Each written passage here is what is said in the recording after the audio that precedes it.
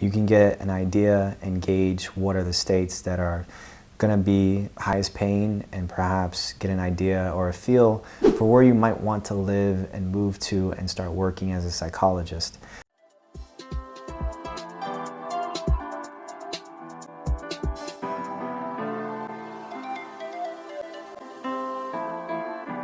What is up, fam? Welcome back to the channel. My name is Phil Sarpon. This is Phil's Guide to PsyD. This channel is dedicated to all things psychology, wellness, and graduate school. Today, what we're going to be looking at specifically is the salaries of psychologists, specifically by state. So if you are living in the US and you're wondering what psychologists are making, how much they're making, what their salaries are, then this video is going to be specifically for you, because we're going to dive right into the salaries by state of what psychologists are specifically making. Now, all of the information that I'm getting for today is going to be from the US Bureau of Labor Statistics. It's bls.gov, but I'll make sure to leave down a link below. So the places that are in the dark green are going to be where predominantly most psychologists are going to be. So again, you know, if you're looking for a specific specialty, if you're looking for basically where you want to work, what setting you want to work in, great information for that.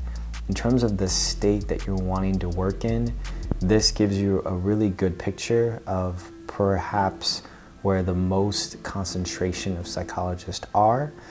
And people may be wondering why that's important. If you are wanting to start a private practice, it might be good to be in an area that there aren't other psychologists that you have to compete with, right? Or unless if you do want to start a private practice and you have a specific niche, then maybe that won't be any issue at all. But generally, if you are concentrated, if psychologists are concentrated in one area, then it drives up the competition just a little bit in terms of finding patients and clients to come into your practice.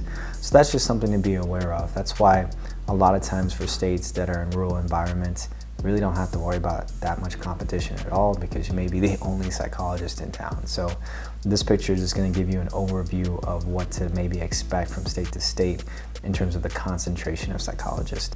Okay, and finally, we're going to jump down to this picture right here, which is going to be the annual mean wage of psychologists through all the states. You can see automatically that states on the west, so Washington, Oregon, California, are all in the dark blue. So these states are going to be the ones that are going to have the highest annual mean wage salary for psychologists. This also does make sense because the West Coast tends to be really expensive, of course, especially California. So that does make sense. All right, so there you guys have it. All right, so if you guys have not seen this link or this website before, I would definitely save it in your computer. I think it's a really great link, especially because this data is always going to change from year to year, and bls.gov does a really good job of updating on a yearly basis. So by the time you are graduating from clinical psychology school, or maybe by the time that you're ready to start your internship or your postdoc, you can get an idea and gauge what are the states that are going to be highest paying, and perhaps get an idea or a feel for where you might want to live and move to and start working as a psychologist. I think what's interesting is that other sites that I looked at had different states that were in kind of different brackets, but overall this seems to be the wide consensus. Now again, it's important to note that even though they have the highest wages of all the states, in terms of expenses and cost of living, it's probably going to be higher as well. So all things being equal, it probably ends up balancing out pretty nicely. I would pay attention to this lighter shade of blue, the 96,000 to the 102,000. So places like Illinois, Missouri, Kansas, Texas, LA, Georgia, Ohio, Kentucky, Pennsylvania. Just because those places, even though they are lower than these dark blue places, chances are you're gonna be able to find cost of living to be a lot lower.